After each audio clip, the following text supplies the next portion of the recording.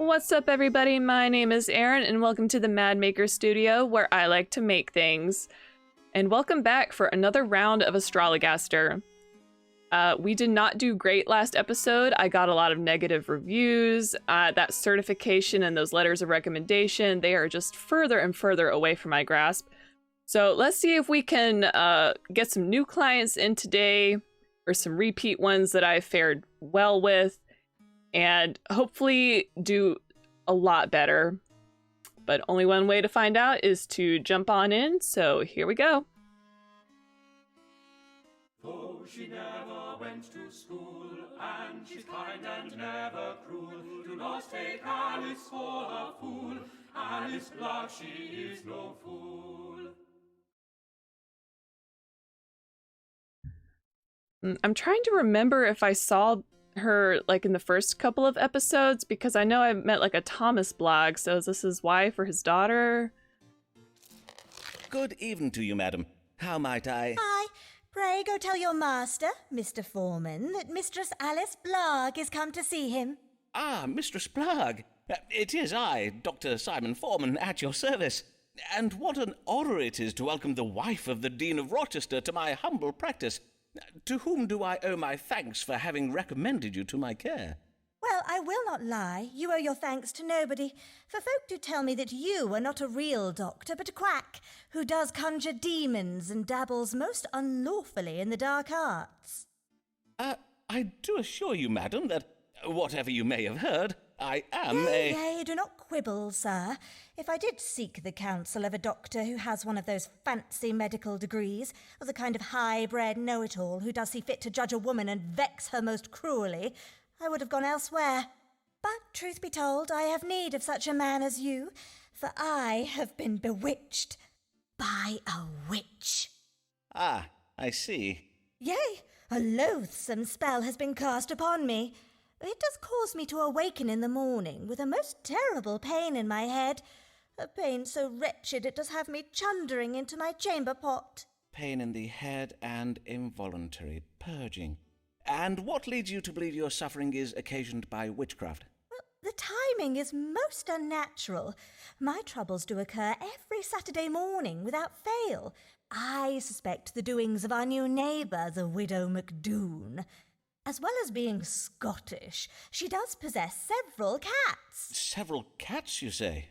One or two of which I may have kicked, and now she has seen fit to take revenge upon me with her dark, foreign magic. Indeed. Scotland is well known for the powerful black witchcraft practiced by its womenfolk. But as compelling as this evidence may be, my practice does draw upon the latest scientifical arts. To diagnose your condition, I must first perform a rigorous astronomical analysis. So, let us see now, what do the stars say is the cause of your Saturday morning suffering? That was a bit much to digest. What be the cause of my morning illness? Alice's symptoms are caused by noxious food or drink. The Sun, this means the condition is chronic. Mercury domicile in Virgo, this suggests severe addiction. And Saturn, this represents black bile. Alice is experiencing early symptoms of being with child. The presence of the moon suggests that the symptoms are acute. The moon falling in Scorpio, this suggests the illness will not last long. Alice is bewitched. Uranus in retrograde, this suggests a mild enchantment cast by a witch. Pluto in retrograde, the illness will get worse before it gets better. I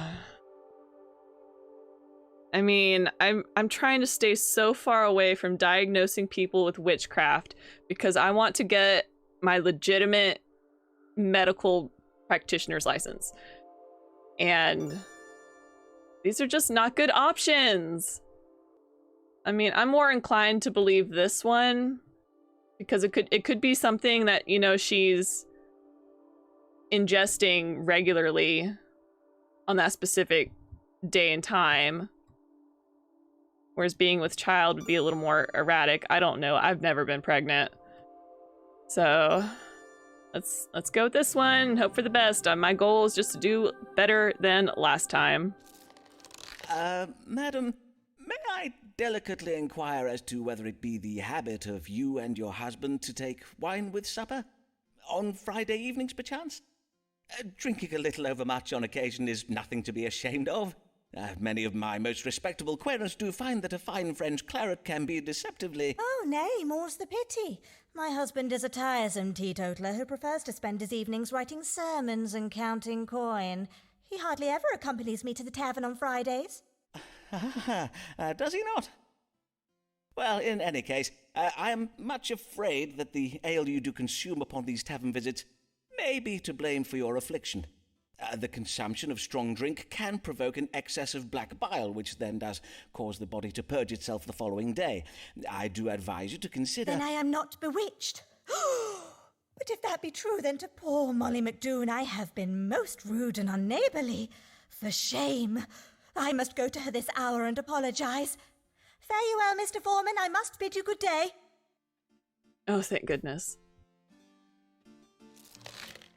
The querent did present with headache and involuntary upward purging. I did advise the querent to moderate her consumption of wine and heady spirits. Methinks the querent was a little pleased with me for the reading I gave this day. And if we're lucky, she made a new friend. I will invite my Scottish neighbour to take a conciliatory pint of ale with me. No, we just told you to stop doing that.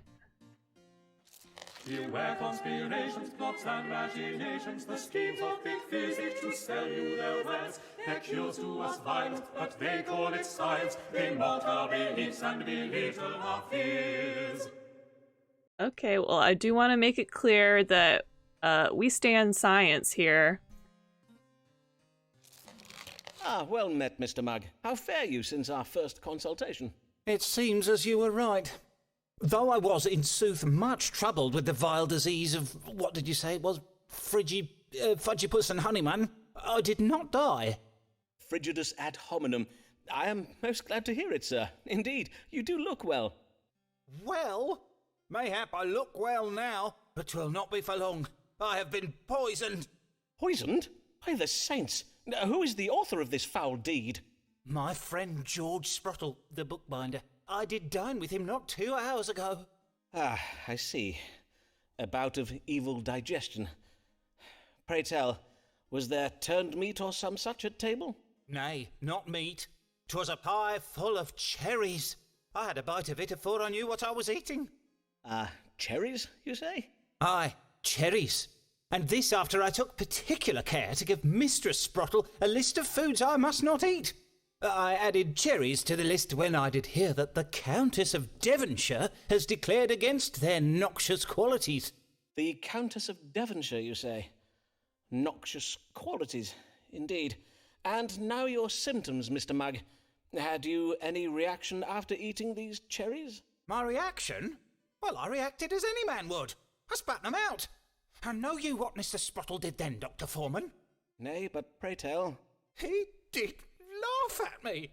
He even called me a dinner-ralphing fusspot. Fie, I may soon be in the grave, thanks to George. Will he still be laughing then?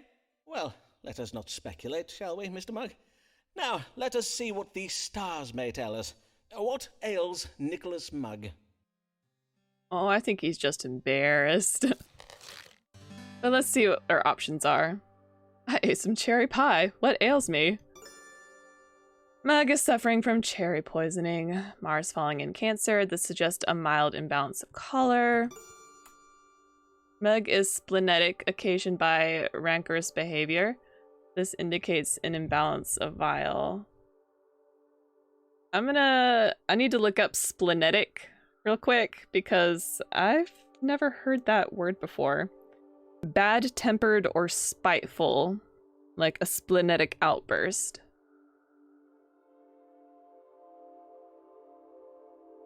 Well, it's not like he's allergic to them. He did say he spit it out. And I think he's just embarrassed. He's upset and embarrassed and cannot deal with his bro calling him out like that. Your condition has been provoked by the rancor you feel towards your host for having ignored your alimentary demands. These feelings have caused your spleen to produce ill humours, which you are presently venting in the form of bilious anger. Hence it will quickly pass. I see. But what of the cherries I ate? Cherries are perfectly safe to eat. Truly, Mr. Mugg, you must abandon these absurd and superstitious notions about the evils of particular fruits and vegetables. Must I? Aye. With the exception of onions, of course. For onions do render a man susceptible to the plague. Onions, verily. I thank you for the warning, Dr. Foreman. I shall add onions to my list. The querent did come afeard that he was ill, having eaten food that the Countess of Devonshire, who I note is not a licensed doctor, well, neither are you, Simon. Not yet. As deemed unwholesome, I did diagnose a minor imbalance of color, which required no treatment. Methinks the querent was a little pleased with me for the reading I gave this day. As the Countess of Devonshire discoursed upon the evils of onions, I must inquire. No, dude, onions are great. They suck when you're a kid, but as you get older, they are like, mwah.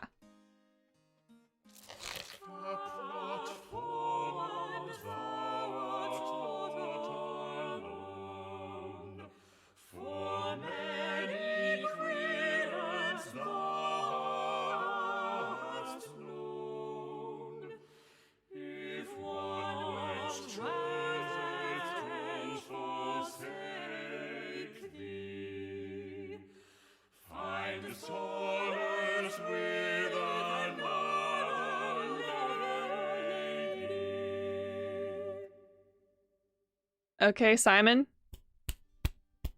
I need you to focus. Put the women aside for a little bit. We gotta focus on your career. William! There you are. Did Mistress Allen call whilst I was out this day? Nay? You're quite sure about that, are you? I see. I cannot understand it. Why has Avis not come these past weeks? Does she no longer wish to see me? Man, I thought for sure we were going to get to see a William. I think he's just going to be just a handsome mystery till the end of time. And I guess at the end of the day, I'm okay with that. Why does Avis no longer come to see me? Well, Doc. I don't think you need to be diagnosing yourself, but it was part of the game. I have been deprived of tender favors of late, but my fortune seems to be reversing. I expect to see Avis again soon. Uranus in retrograde, a reversal due to a change in fortune. Pluto in retrograde, the reverse of sex chastity. Mistress Allen's reluctance to see me is but the legacy of my unpleasant manner towards her in the past, provoked by my suspicious fancies. Mercury, this represents creativity. Venus in detriment in Scorpio, this represents unpleasantness. Yeah, you're pretty rude to her. Oh, whoops. Avis feels that she has treated her husband carelessly. Jupiter in detriment and retrograde, this represents carelessness. It was cruel of Avis to allow me to hope that we would one day be together. Mars falling in Cancer, this represents cruelty. What was it cruel of her? I mean, she's a married woman, Simon. It is only self-constraint and a sense of duty towards her husband that keeps Avis from calling on me. Saturn, this represents constraint and discipline. No, I don't think it's a duty towards her husband, because if that was the case, she wouldn't have seen you in the first place. Avis's feelings cannot be trusted. She harbors romantic feelings towards another man. The sun falling in Libra, this represents untrustworthiness. The moon, this represents emotions. Avis does not know who has fathered the child she carries. Neptune. No, I think she knows, Simon, and I think you know too. You need to read the room.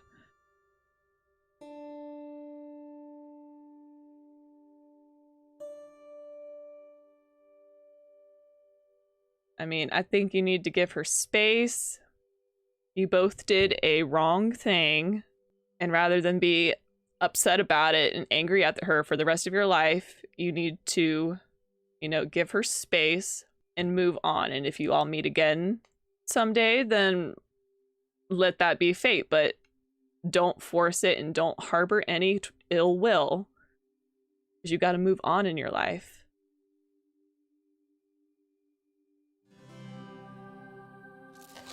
So, 'tis the madness of my love that keeps Avis away.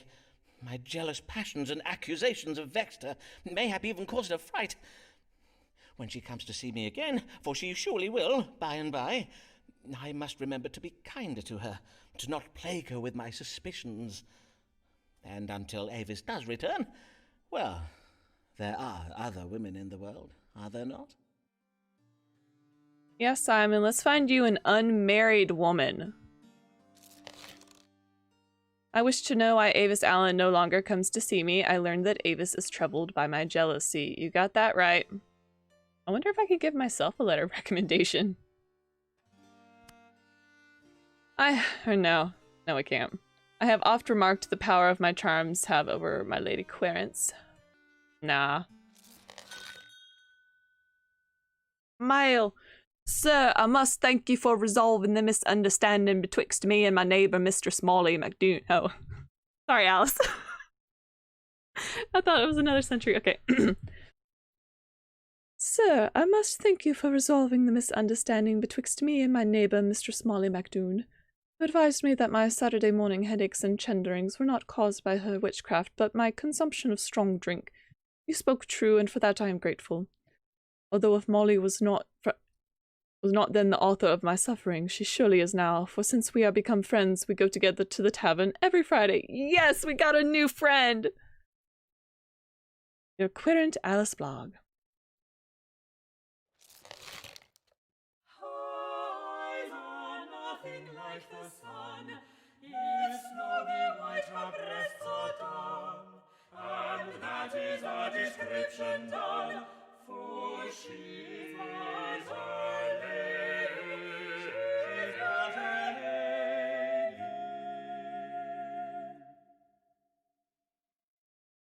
What? We get no more information? No updates?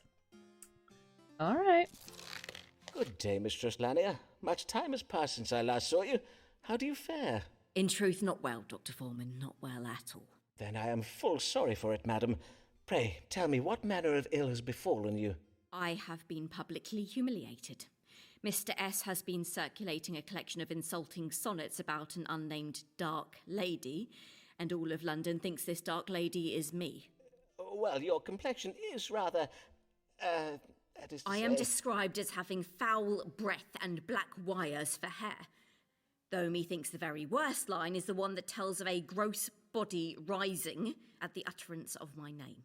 And I cannot abide illusions, Dr. Foreman. If Mr. S. wishes to reference bodily levitation and other such cheap stage magic, he would do well to leave my name out of it. My interest is in the dramatic arts, not fairground attractions. I am not sure that is quite his meaning. Dr. Foreman, you know of Mr. William Shakespeare, then? Do not tell me you have read the sonnets. Well, I own that I have. But as you did remark, madam, all of London has read them. Oh, well, I am undone.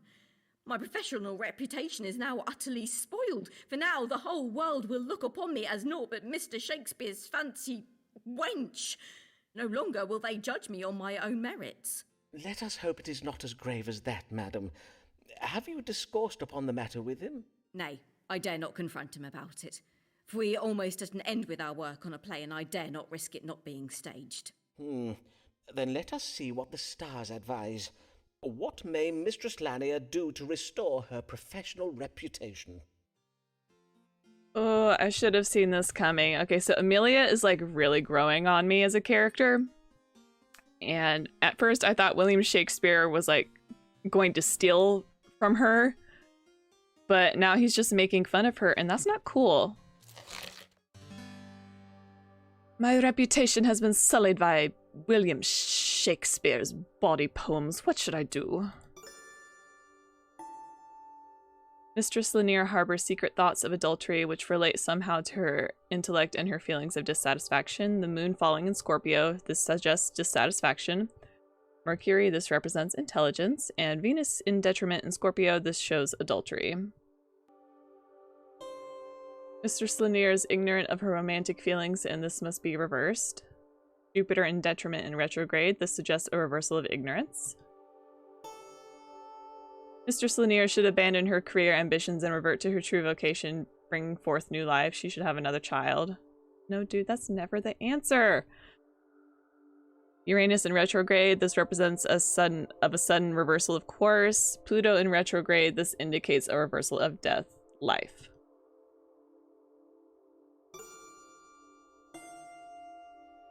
God will help Mistress Lanier if she exercises constraint and discipline. Saturn, this suggests constraint and discipline. And Mistress Lanier is confused about her feelings for me. How interesting. No. Neptune, this indicates confusion. Do not go after this woman, Simon. The relationship between Mr. Shakespeare and Mistress Lanier is not an equal one. True. Shakespeare's arrogance will overshadow Amelia's contribution to the play when they are writing. The sun falling in Libra, this represents an arrogant man, Mr. Shakespeare. Yes. Mistress Lanier must find a way to dissociate her name from these sonnets, for if she does not, her literary legacy will be betrayed by association with them. Yes, yes, this feels like a good answer. You are right to be concerned about the damage to your reputation, Mistress Lanier, for there is a danger that your partnership with Mr. Shakespeare and his depiction of you in his sonnets will forever overshadow your own literary achievements. God's womb. But what can I do to forestall such an injustice? I suggest you spread a rumour of your own about another lady. For instance, there is a brothel owner in Clerkenwell they call Black Luce. If you were to put it about that she is the subject of Shakespeare's sonnets, 'twould do her reputation no harm. Indeed, the effect would be quite the reverse, for doubtless there be many a man at present who would pay handsomely for a tumble with Shakespeare's dark lady. Well, indeed. I do feel 'tis most important to advance the interests of my fellow women, especially those seeking to make their way in business. Oh, do you see that, Dr. Foreman? 'Tis your mute Italian querent, Signor Ferraro. He is staring at us through the window. Yes, I was wondering when he'd come back. Then doubtless he has come for another consultation. Yeah, you go, girl. Women empowering other women. Let's do it. The querent did fear her reputation had been defiled by poems of a bawdy nature written by Mr. Shakespeare and currently being circulated around London. I did advise the querent to spread a competing rumor that the dark lady of Mr. Shakespeare's sonnets was a lady by the name of Black Luce, the brothel keeper in Clerkenwell. Methinks the querent was pleased with me for the reading I gave this day. Yes! 2 down. Not only shall I rescue my reputation, I shall be a good ally to this... What was her name again? Ah, yes. Black Luce. When it feels like a play, an Italian cliché. When it feels like a play, an Italian cliché.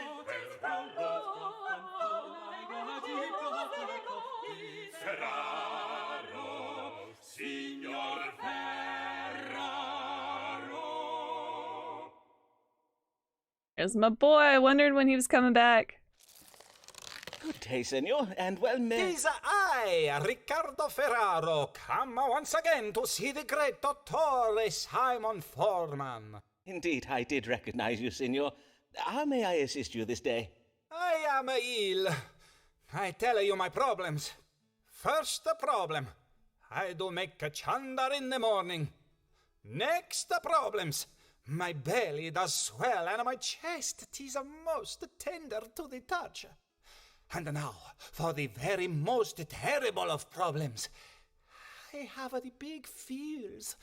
One moment I do weep, and the next I do curse and gnash my teeth. So, Dottore, you tell what ails me, huh? You wanna make a water into this cup? Un momento, I make the water... Nay, not in my... prithee, hold. If you please, senor. as with our previous consultations, I shall be judging your illness by reading the stars. So, you need not of my... Nay, Signor, I have no need of it. Whilst 'tis true that most physicians do spy and sniff their patients' urine, I find this method of piss-pot diagnosis most imprecise. Indeed, the practice is quite primitive. 'Tis my belief that if medicine is to advance in this modern age, we must all adopt a more scientifical method. I am quite sure history will bear me out on this question. This scientifical method.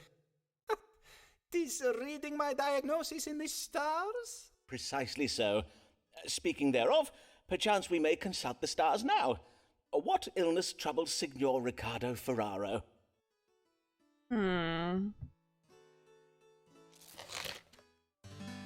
Curious and curious. I suffer from a swollen belly, a tender chest, chundering, and moodiness. What ails me? Signor Ferraro is troubled with apoplexy, a condition of the brain provoked by a sudden fit. It affects sensory perception and causes swollen neck veins, memory loss, and gnashing of teeth. Uranus in retrograde. This suggests a mild enchantment cast by a witch. Pluto in retrograde. This indicates the illness will get worse before it gets better. Staying away from the witchcraft. Signor Ferraro suffers from mattering in the breast, which is a gathering of corrupt matter in the chest area, occasioning pain in the breast. Mars falling in Cancer. This suggests a mild imbalance of color. Signor Ferraro is with child. The moon falling in Scorpio. This suggests the condition will not last long. Mercury. This indicates a physiological factor. Denial. Venus in detriment in Scorpio. This suggests a mild imbalance of phlegm in the body. Oh my gosh. I don't want to diagnose you with witchcraft.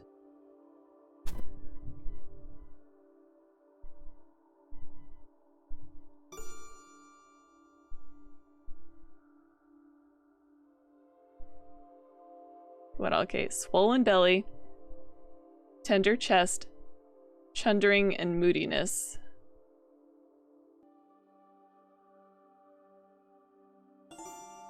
I mean, is Signor Ferraro a woman in disguise?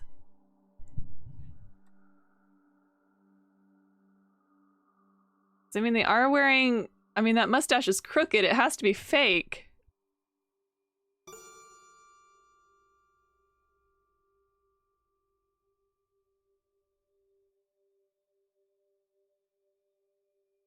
Oh my gosh, is this a woman in disguise? I'm going for it. This is exceeding strange. Your complaints of a tender chest, morning purges, swelling, along with the positions of the planets, they suggest you are with child. You would judge me, a man, as being with a child? Gods of blood! What kind of a dottore are you? Well, indeed, it does seem strange. I may have gotten my calculations wrong. Unless, of course, your moustache is naught but a canning disguise. But I jest, Signor. 'Twas not my intention to doubt your manliness. You jest! A lady who would disguise herself as a man? So silly. I think you see too many plays by Mr. Shakespeare, huh? Riccardo Ferraro bids you good day. Ooh. I mean, that was a stretch, and I went for it. The querent did present with symptoms of a tender chest, swollen abdomen, involuntary upward purging, and moodiness. I did tell the querent that he was with child, a physical impossibility, but why did the querent tell me he had such symptoms? Methinks the querent took my advice a little ill. Because I called you out, you were totally wearing a disguise. Alright, so I think that's going to do it for this episode of Astrologaster. I think I fared a little bit better than I did last episode. It can only go up from here, I think. Please leave a like, comment, subscribe. Let me know some of your theories if you have any. And I hope to see you next time. Bye!